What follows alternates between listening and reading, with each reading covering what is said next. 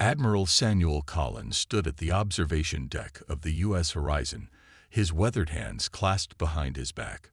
Through the reinforced viewport, Earth's orbital defense station gleamed against the darkness of space, its massive ion cannons tracking the approaching Galactic Council vessel. The ship's sleek, crystalline design marked it as Zixtal engineering.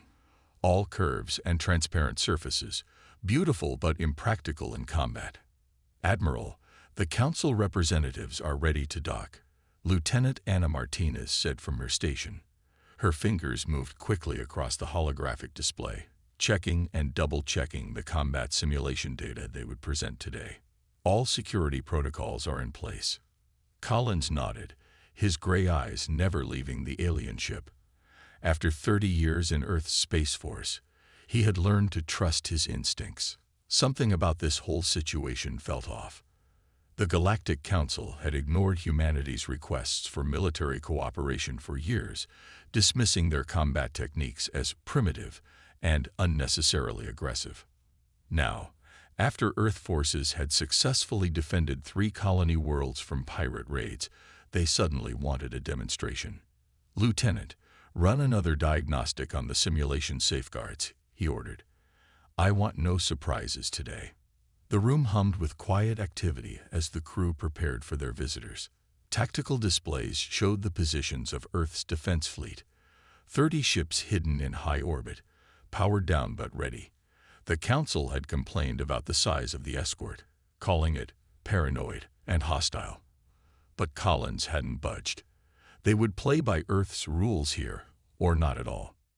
"Incoming transmission from the Council vessel," announced the communications officer. "They're requesting permission to begin docking procedures."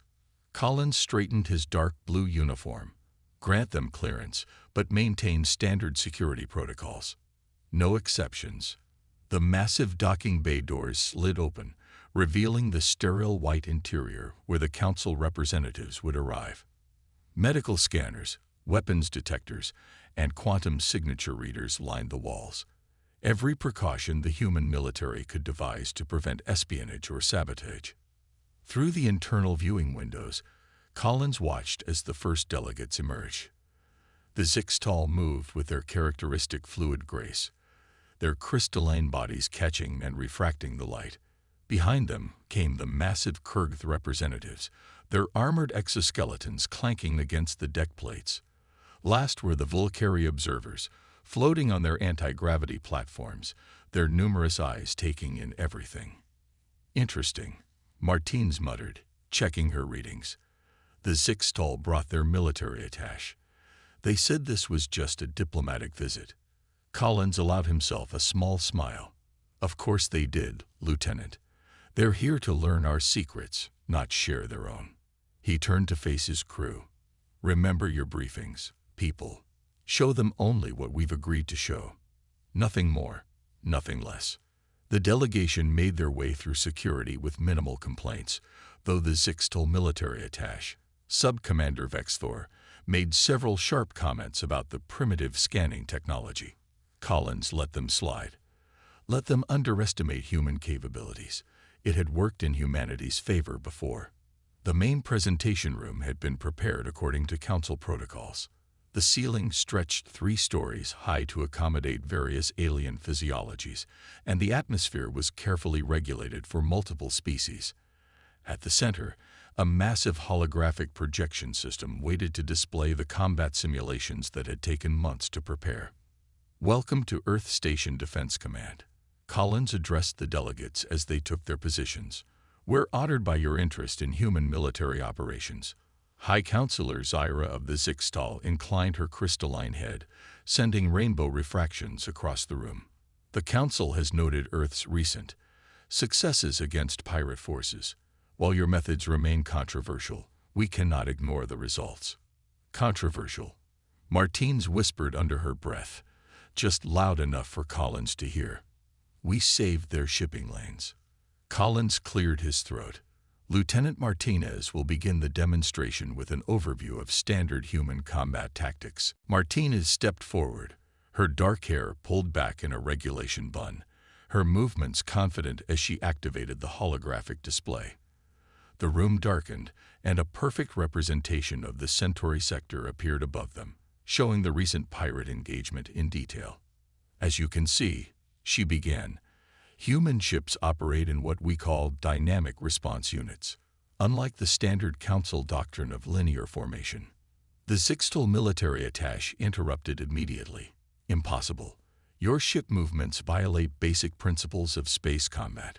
The energy expenditure alone would be completely sustainable with our reactor design. Martinez finished smoothly. If you'll allow me to continue. Collins watched the aliens' reactions carefully as Martinez walked them through the engagement. The Kurgth representatives leaned forward, their mandibles clicking in what he recognized as excitement. The Vulcari's eyes had all focused on the display, unusual for a species that prided itself on maintaining awareness in all directions. Most telling was the way Vex Thor's crystalline form had clouded slightly, a sign of strong emotion in his species. They were afraid, Collins realized, not of humanity's weapons or ships, but of how quickly humans had adapted to space combat. In just a few generations, Earth's forces had gone from atmosphere-bound aircraft to starships that could outmaneuver vessels built by civilizations thousands of years older. A subtle alert flashed on Collins' neural implant. Security had detected unusual energy readings from several of the delegates' personal devices. They were scanning, recording, trying to steal the very technology they claimed was primitive. Admiral, Martinez's voice came through his private channel. The Kurgth representatives are attempting to access our secondary systems through their environmental suits. Should we stop the presentation? Collins sent back a negative response. Let them look. Everything they were seeing had been carefully crafted. The real advances, the true capabilities of Earth's fleet, remained safely hidden. Today's demonstration was just theater, a careful dance to keep humanity's potential enemies guessing. And that concludes the basic overview, Martinez announced. Tomorrow, we'll demonstrate these principles in real-time exercises, including our new point defense systems and tactical jump procedures. The room erupted in questions and demands, each species trying to secure additional information or privileges. Collins let Martinez handle them, watching instead as Vex Thor slipped away from the main group to examine the room's peripheral displays more closely. Security, Collins subvocalized. Tag and track our curious friend. I want to know everything he accesses. The day's events had confirmed his suspicions. The Council hadn't come to learn from humanity. They had come to assess a potential threat. Their dismissal of human tactics had been a facade, hiding their growing concern about Earth's military advancement. As the delegates filed out, Collins caught Martinez's eye and nodded slightly. She understood. Tomorrow's demonstration would give them even more to worry about. Humanity had learned long ago that the best way to keep peace was to make war too costly for their opponents to consider. The Council thought they were observing human capabilities today. In reality, humanity was testing them, learning their reactions, understanding their fears. And in the grand game of galactic politics, information was the most valuable currency of all. Collins turned back to the observation window, watching Earth rotate slowly below. Somewhere down there, in the classified facilities of the Solar Defense Force, the real advances in human military technology were taking shape. The Council could study today's demonstration all they wanted. They still wouldn't be ready for what humanity could really do. Prepare for tomorrow's demonstration, Lieutenant, he ordered. Let's give our guests something to think about. Martinez smiled, already anticipating the next phase of their plan. Yes, sir. They won't know what hit them. Commander Daniel Wright stood in the Flight Control Center, watching as 12 Earth fighters moved through their pre-flight checks. Today's demonstration would either earn humanity a place at the galactic table or start a diplomatic incident. He hoped for the former, but was prepared for the latter. All pilots report ready, the flight controller announced.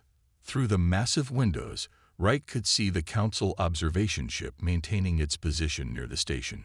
Its crystalline surface sparkled in the sunlight, making it look more like an art piece than a military vessel. Begin demonstration sequence Alpha. Wright ordered.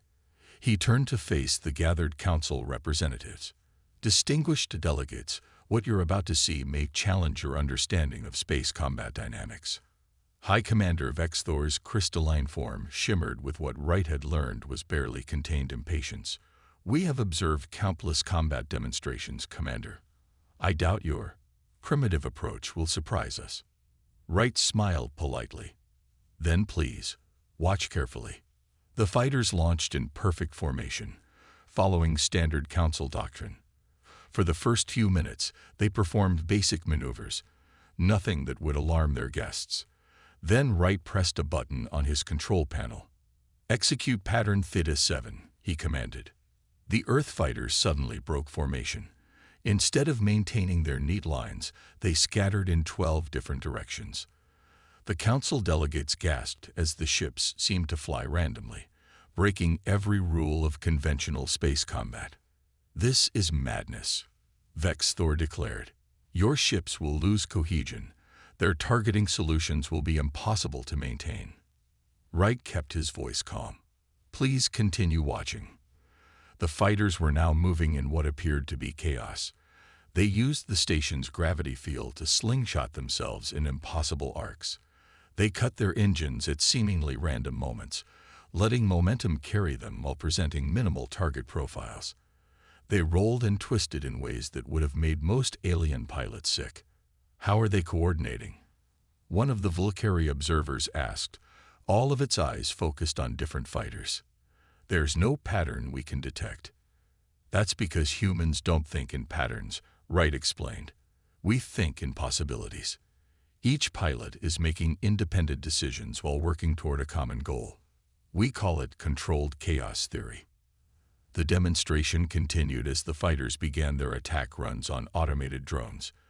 Instead of engaging in the traditional head-to-head battles favored by Council forces, the Earth ship struck from multiple angles simultaneously.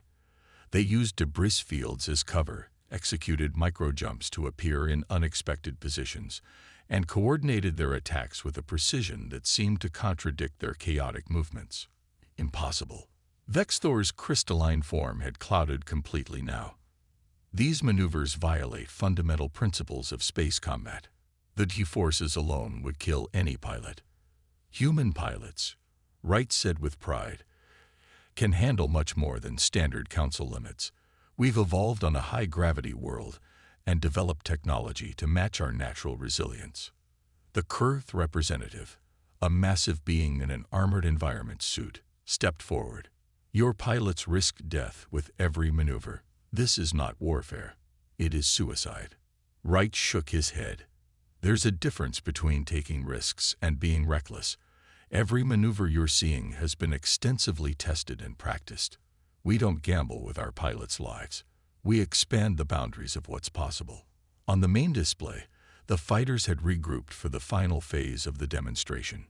They were now moving in what Wright's team called the Dance of Death, a complex series of interlocking maneuvers that allowed each ship to provide coverage for the others while maintaining an overwhelming offensive posture.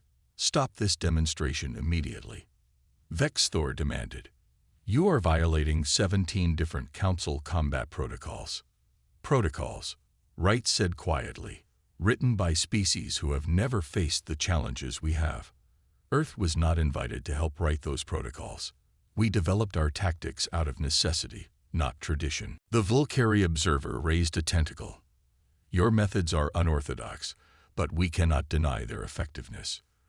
The recent defense of your colonies proves this. Wright nodded. This was the opening he'd been waiting for. Those pirate raids taught us something important. While Council forces were following standard doctrine, trying to engage the pirates in traditional battle lines, we were able to strike from unexpected angles. The pirates never adapted because they were trained in Council combat protocols. The room fell silent as the implications sank in. Earth's forces hadn't just developed new tactics. They'd created an entirely new way of thinking about space combat, one that couldn't be easily countered by traditional methods. Computer, Wright called out. Display simulation Omega. The main screen filled with a tactical display showing a theoretical battle between Council forces and Earth ships. The simulation demonstrated how traditional battle formations became death traps when faced with Earth's unconventional tactics. "This isn't about showing off," Wright explained. "It's about survival.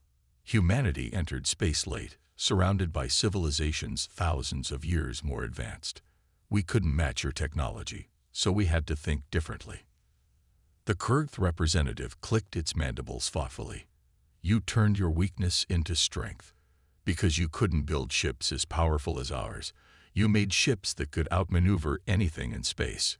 "Exactly," Wright agreed. "And now we're offering to share what we've learned." Vexthor's form had begun to clear slightly, a sign he was regaining his composure. "The Council cannot endorse tactics that violate our established protocols. The chaos you propose would destroy centuries of military doctrine." "With respect," Wright countered, "those centuries of doctrine didn't stop the pirate raids. Our methods did. The galaxy is changing. Shouldn't our tactics change with it?" The demonstration concluded with the fighters executing a perfect landing sequence, one of the few times they followed Council protocols exactly. Wright could see the confusion and concern on the faces of the alien delegates. They had come expecting to observe primitive human tactics. Instead, they had witnessed the future of space combat. "We've prepared detailed briefings on our basic training methods," Wright offered. "Nothing classified, but enough to show you that our approach isn't as reckless as it appears." As the delegates filed out of the control center, Wright noticed that several of them were already engaged in heated discussions.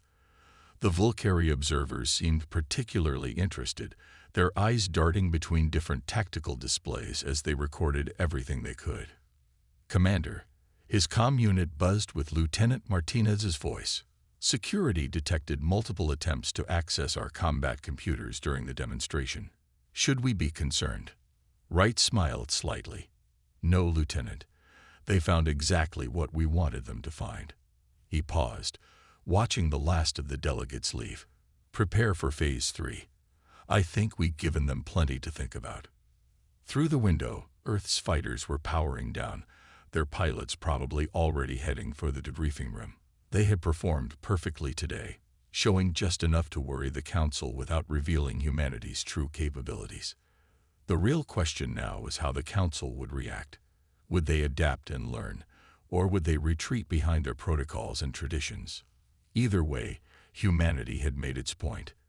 They were here to stay, and they would do it their way. Wright checked his schedule for the next demonstration. Tomorrow would bring new challenges and, hopefully, new opportunities to show the galaxy that humanity's primitive approach to space combat was anything but simple. Security Officer Lisa Howard stared at her monitor screen, her eyes narrowing at the strange pattern of data flows. Something wasn't right. While the Council delegates watched the combat demonstrations, their private devices were sending out encrypted signals that didn't match any known diplomatic protocols. "Computer, track signal origins," she commanded, her fingers moving quickly across the holographic keyboard. The station's security systems highlighted 3 distinct transmission sources, all coming from the observation deck where the demonstration was taking place. Howard pressed her comm button. "Bennett, are you seeing this?" Christopher Bennett, the station's AI specialist, responded immediately. "Already on it. These aren't standard Council encryption patterns. They're using something much more sophisticated." Howard stood up from her station and grabbed her security tablet. "Meet me at Security Hub 2. And don't alert anyone else yet." The corridors of the station were busy with both human crew and alien delegates moving between demonstration areas. Howard moved quickly but casually, not wanting to draw attention. She found Bennett already waiting at the security hub, his casual appearance hiding one of the sharpest minds in Earth's cyber defense force. "Look at this," Bennett said as soon as the door closed behind them. He pulled up a holographic display showing the encrypted data streams. "They're hiding their real transmissions inside normal diplomatic traffic. Clever." Howard studied the pattern. "Can you crack it?" "Don't need to." Bennett grinned.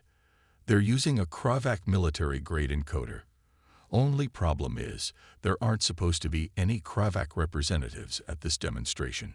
Spies, Howard said quietly. The militant faction must have infiltrated the council delegation. She thought for a moment.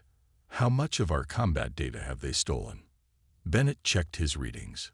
Hard to tell, but they've been recording everything. Ship movements, tactical protocols, pilot response patterns. If they crack our training programs, they could learn to counter our tactics, Howard finished. She activated her secure command channel. Admiral Collins needs to know about this immediately. But before she could send the message, her security tablet lit up with new alerts. The encrypted transmissions had suddenly increased tenfold. They're making a big data push, Bennett reported, his fingers flying over his controls. Whatever they've collected, they're trying to send it out now. Howard made a quick decision. Can you track where they're sending it? Bennett nodded. There's a stealth ship hiding in the debris field near the outer marker. Kravak design, running dark. If we move against them now, we'll create a diplomatic incident, Howard said. The council will claim we're paranoid, making false accusations against their delegates. We might not have a choice, Bennett replied. Once that data leaves the system, Howard held up her hand for silence. A new thought had struck her. What if we let them take it? Bennett looked at her like she was crazy. What? Think about it, Howard continued. They're so focused on stealing our tactics, they haven't considered why we're showing them so openly. She smiled slowly. Get me Chief Strategist Adams. I think it's time for Plan Delta. 20 minutes later, Howard stood in a secure briefing room with Jennifer Adams, Admiral Collins, and Bennett. The holographic displays showed the continuing flow of stolen data to the hidden Kravak ship. You're sure they can't detect the markers?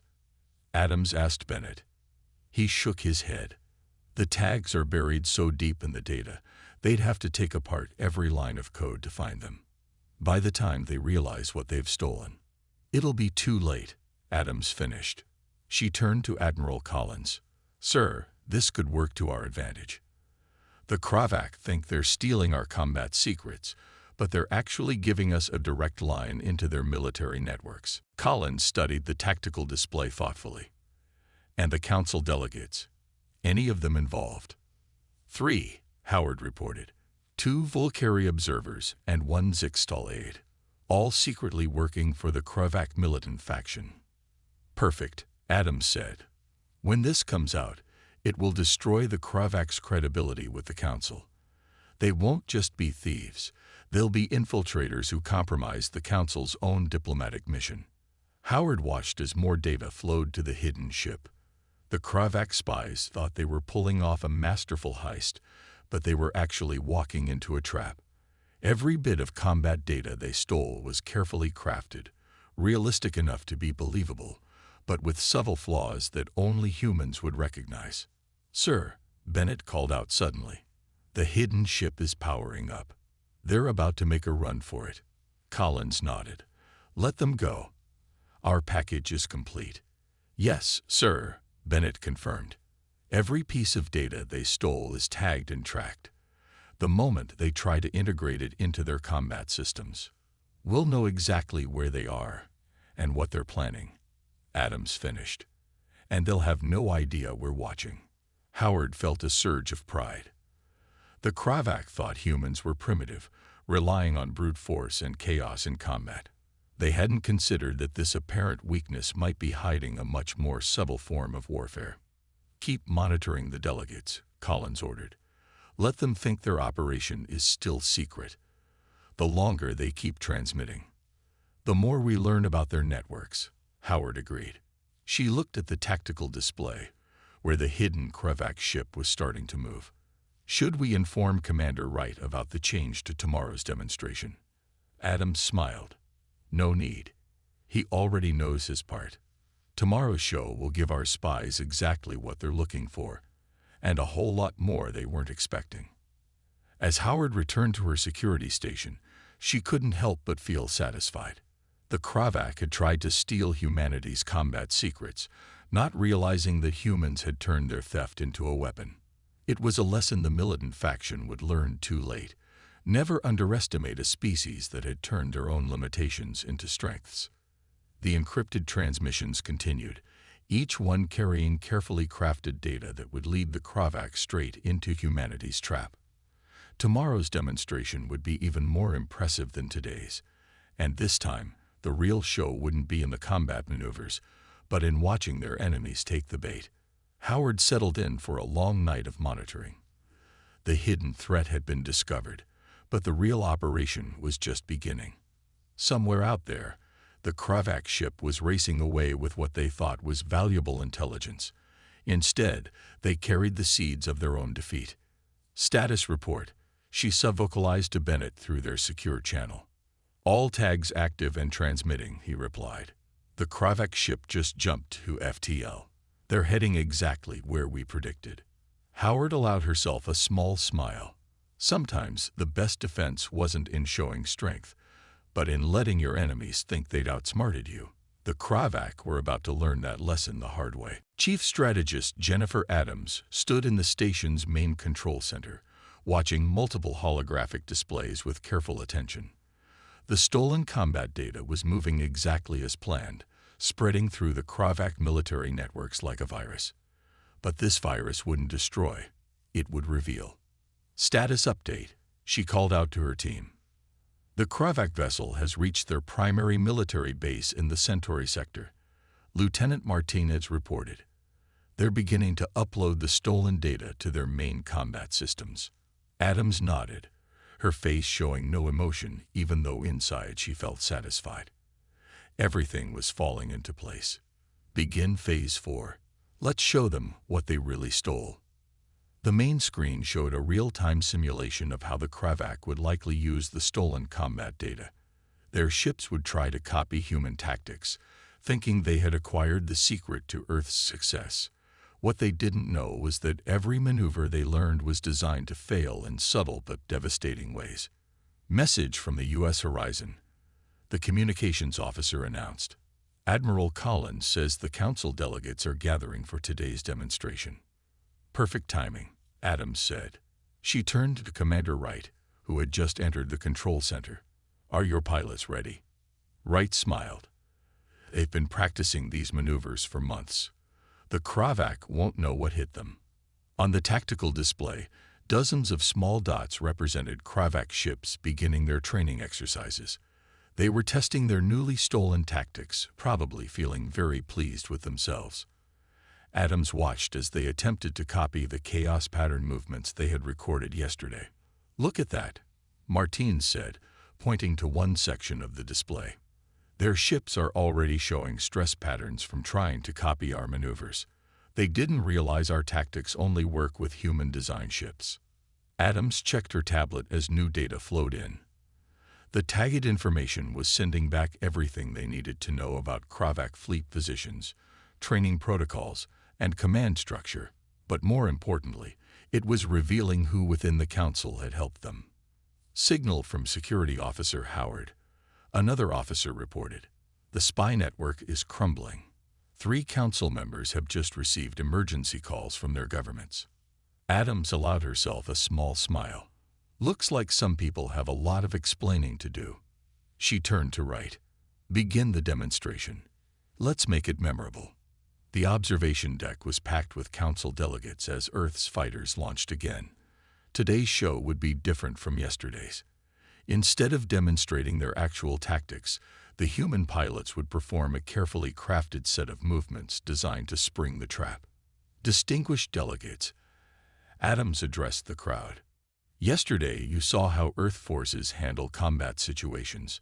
Today, we'll show you why our methods work only for us. The fighters moved into formation, but something was different. The Kravak spies in the audience leaned forward, their recording devices active. They thought they were about to get even more valuable data. They didn't realize they were watching their own defeat unfold.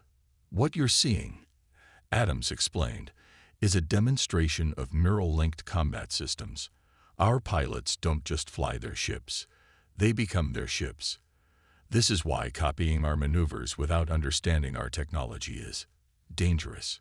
As if on cue, alerts began flooding in from the Centauri sector. Kravac training ships were reporting system failures, guidance errors, and structural stresses. Their attempts to copy human tactics were backfiring spectacularly. High Commander Vex Thor's crystalline form clouded with concern. "This is impossible. Your tactics yesterday were a gift Adams finished for him, one that some people were very eager to steal." She watched as realization spread through the audience. Of course, stealing military secrets is a serious crime under Council law, almost as serious as infiltrating a Council diplomatic mission. The room erupted in chaos. The Vulcari spies tried to slip away but found their exits blocked by station security. The Zixtal aide turned a pale, sickly color as his own superiors moved to detain him. "What have you done?" Vex Thor demanded. Adams kept her voice calm. "We protected ourselves. The combat data that was stolen yesterday included encoded markers. When the Kravac tried to use it, they revealed their entire military network to us. More importantly, they exposed everyone who helped them." On the main display, the Earth fighters continued their demonstration. But now they were showing the true complexity of human combat tactics, movements that required not just skill and technology, but an understanding of human psychology and neural integration. "You tricked them," one of the legitimate council members said, sounding almost impressed.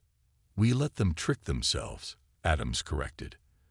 "They were so convinced of our primitiveness that they never considered we might be thinking several steps ahead." Security teams were now moving through the station, detaining identified spies and their collaborators. The Council was in upheaval as ancient alliances crumbled and new revelations came to light. "The Kravac fleet in the Centauri sector," Martins reported, "is standing down. Their ships can't maintain formation after the failed tactical uploads damaged their control systems." Adams nodded. Everything had worked exactly as planned. The stolen data had acted like a Trojan horse, revealing the Kravac's military capabilities, while simultaneously disrupting their ability to use them. "Earth's tactics," she addressed the remaining council members, "work because we understand our own limitations and strengths. We don't just train our pilots to follow patterns. We teach them to think independently, to adapt, to become one with their ships. This can't be stolen or copied. It has to be learned." The demonstration concluded with the Earth fighters performing their most complex maneuver yet, a display of coordination and skill that left no doubt about humanity's true capabilities. The council members watched in silence, finally understanding that they had completely underestimated the species they had dismissed as primitive. "We're prepared to share our real combat training methods with the Council," Adams offered, "not as inferiors to be dismissed, but as equals to be respected. The galaxy is changing. We can either change with it or be left behind." As the delegates filed out, shaken but thoughtful, Adams received one final update. The Kravac militant faction was in disarray, their military effectiveness crippled by their own arrogance. They had thought they were stealing Earth's secrets, but instead they had revealed all of their own. "Quite a day," Wright said, joining her at the window. Below them, Earth turned peacefully, unaware of the political earthquake that had just reshaped galactic politics. "This is just the beginning," Adams replied. "Now the real work starts, teaching the Council that sometimes the best way forward is to throw away the old rulebook and start fresh." The stars shone steadily beyond the station's windows, unchanged by the day's events, but the galaxy they illuminated would never be quite the same. Humanity had proven not just their combat capabilities, but their ability to think in ways that their older, more established neighbors had forgotten. Admiral Samuel Collins stood before the full Galactic Council chamber, a rare honor for a representative of such a young spacefaring species.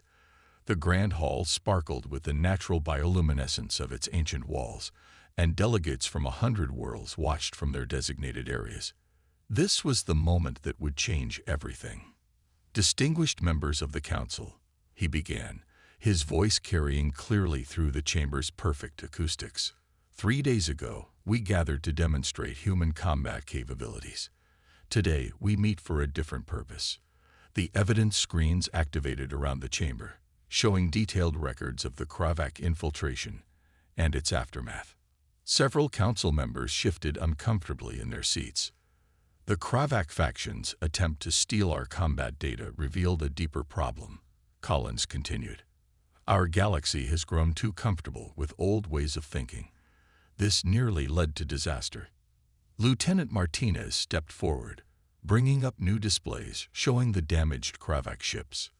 When they tried to copy human combat maneuvers without understanding the principles behind them, they put their entire fleet at risk. 47 ships suffered critical systems failures. Thankfully, no lives were lost.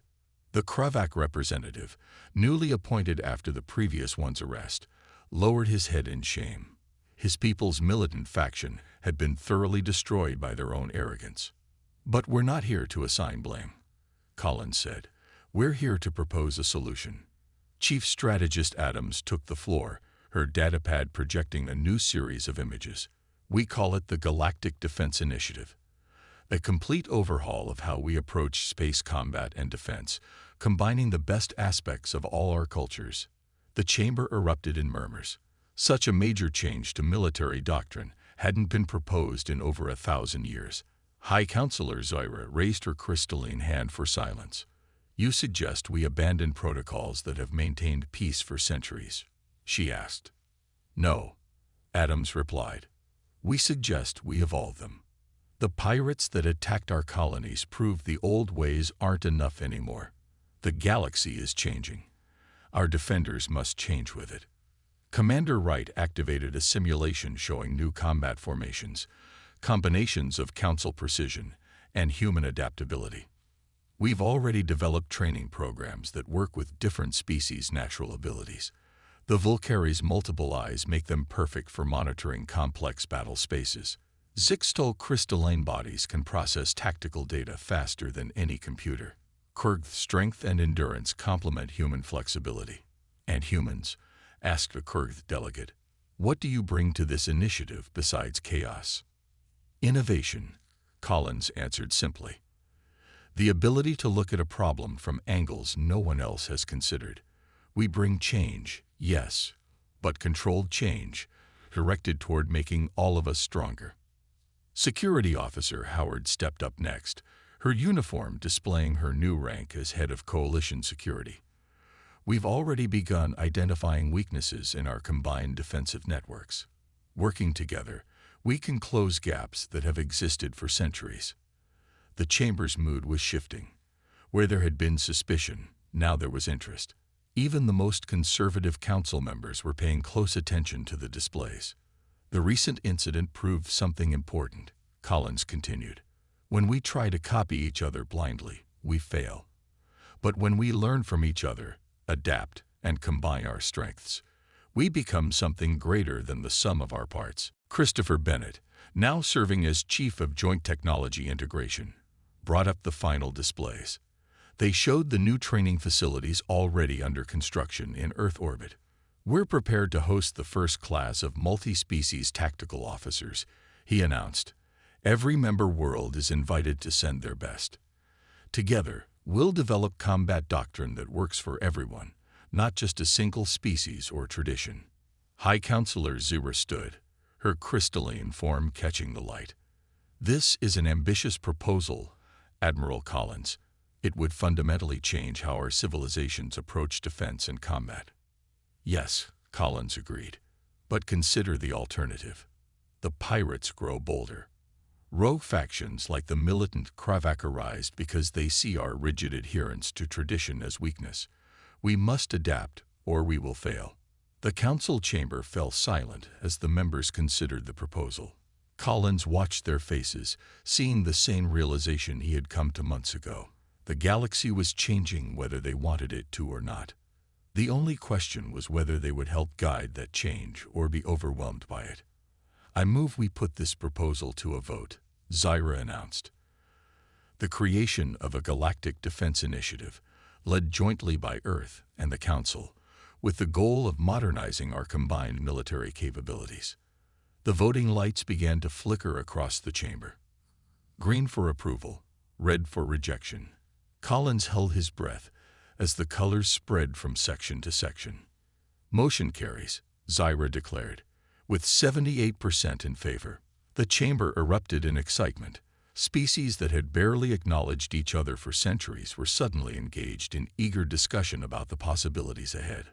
"Well done," Martine said quietly to Collins, "though I suspect the hard part is just beginning." She was right. The screens now showed the first group of alien officers arriving at Earth's training facility. The real challenge would be teaching different species to work together, to overcome not just physical differences, but centuries of ingrained thinking. "Look there," Wright pointed to one screen. A young Zixtal officer was already deep in discussion with a human pilot, both of them gesturing enthusiastically over a tactical display. "That's what this is really about," Adams said.